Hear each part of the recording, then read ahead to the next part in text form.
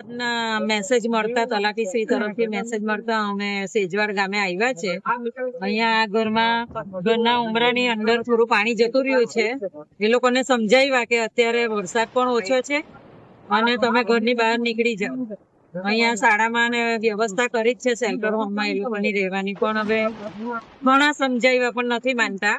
એ જોઈએ અમે વધારે વરસાદ હશે તો બહાર નીકળીશું. બાકી અમે અમારી રીતે તો એમને સમજ આપી દીધી, છતાં નથી નીકળતા. ના મેસેજ મળતા તલાટીશ્રી તરફથી મેસેજ મળતા અમે સેજવાડ ગામે આવ્યા છે. અહીંયા આ ઘરના ઉમરાની અંદર થોડું પાણી જતું રહ્યું છે.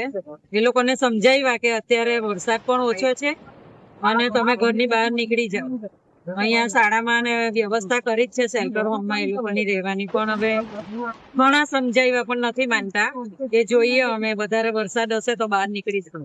બાકી અમે અમારી રીતે તો એમને સમજ આપી દીધી, છતાં નથી નીકળતા.